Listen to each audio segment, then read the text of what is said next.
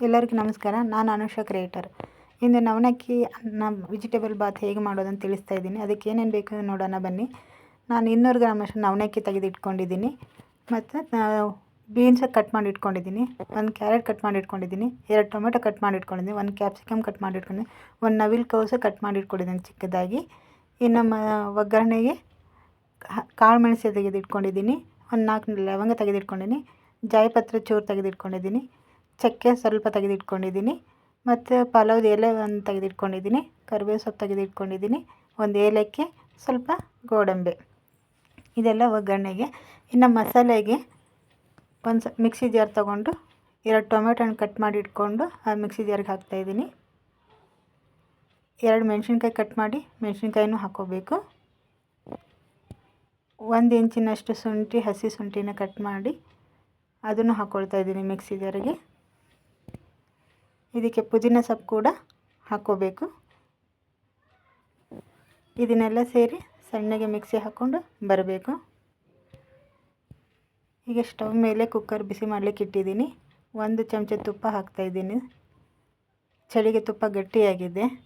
So ಆ ತುಪ್ಪಕ್ಕೆ ಹಾಕಿ ತುಪ್ಪ ಬಿಸಿ ಆದಮೇಲೆ ಆ ಒಗ್ಗರಣೆಗೆ ಗೋಡಂಬಿ, ಏಲಕ್ಕಿ, ಕಾಳು ಮೆಣಸು ಮತ್ತು ಲವಂಗ, ಕೊತ್ತಂಬರಿ ಸೊಪ್ಪು ಅದೆಲ್ಲ ಸ್ವಲ್ಪ ಬಿಸಿ ಆಗೋರು ಕೆಂಪು ಹುರಿತಾ ಇದ್ದೀನಿ. ಹುರಿದಾದ ನಂತರ ಮಿಕ್ಸಿ ಹಾಕಿರ್ತಕ್ಕಂಥ ಪೇಸ್ಟ್ ಹಾಕಿ ಅದು ಕುದ್ದಾದ ನಂತರ ಅರ್ಧ ಚಮಚ ಗರಂ ಮಸಾಲೆ ಹಾಕ್ಕೋಬೇಕು. ಗರಂ ಮಸಾಲೆ ಹಾಕ್ಕೊಂಡು ಎಲ್ಲ ಮಿಕ್ಸ್ ಮಾಡ್ಕೋಬೇಕು ಸರಿಯಾಗಿ. ಅದು ಎಣ್ಣೆ ಬಿಟ್ಟ ಮೇಲೆ 1 ಕ್ಯಾಪ್ಸಿಕಮ್, ಅದು ಕಟ್ ಮಾಡಿರ್ತಕ್ಕಂಥ ಕ್ಯಾಪ್ಸಿಕಮ್ ಹಾಕ್ತಾಯಿದ್ದೀನಿ. ಅದು ಮಿಕ್ಸ್ ಮಾಡ್ಕೋಬೇಕು. ಮತ್ತು ನವಿಲುಕೋಸು ಕಟ್ ಮಾಡಿರ್ತಕ್ಕಂಥ ತರಕಾರಿ ಹಾಕ್ತಾಯಿದ್ದೀನಿ. ಬೀನ್ಸ್ ಹಾಕ್ಕೋಬೇಕು, ಕ್ಯಾರೆಟು ಹಾಕ್ಕೋಬೇಕು, ಟೊಮೆಟೊನೂ ಹಾಕ್ಕೋಬೇಕು. ಈಗ ಸರಿ ಮಿಕ್ಸ್ ಮಾಡಬೇಕು. ರುಚಿಗೆ ತಕ್ಕಷ್ಟು ಉಪ್ಪು ಹಾಕ್ಕೋಬೇಕು.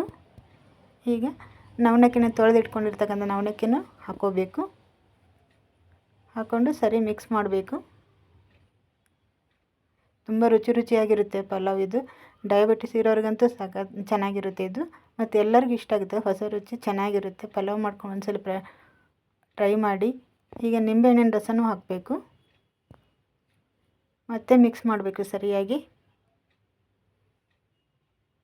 ಅಕ್ಕಿ ಹಾಕಬೇಕಾದ್ರೆ ಗ್ಲಾಸಲ್ಲಿ ಅಳತೆ ಮಾಡಿ ಹಾಕಬೇಕು. 1 ಗ್ಲಾಸ್ ಆದರೆ ಅದಕ್ಕೆ 1.5 ಗ್ಲಾಸ್ ಅಷ್ಟು ನೀರು ಹಾಕಬೇಕಾಗುತ್ತೆ. ಈಗ ನೀರು ಹಾಕಿ ಮತ್ತೆ ಮಿಕ್ಸ್ ಮಾಡಬೇಕು ಸರಿ. ಈ ಕುಕ್ಕರ್ ಪ್ಲೇಟ್ ಮುಚ್ಚಿ ಇಡಬೇಕು. ತುಂಬ ರುಚಿಯಾಗಿರುತ್ತೆ. ನೀವು ಒಂದ್ಸಲ ಮಾಡ್ಕೊಂಡು ತಿಂದು ನೋಡಿ. ನಿಮ್ಗೆ ವಿಡಿಯೋ ಇಷ್ಟ ಆದರೆ ಒಂದು ಲೈಕ್ ಮಾಡಿ, ಫ್ರೆಂಡ್ಸ್ಗೆಲ್ಲ ಶೇರ್ ಮಾಡಿ. Thank you.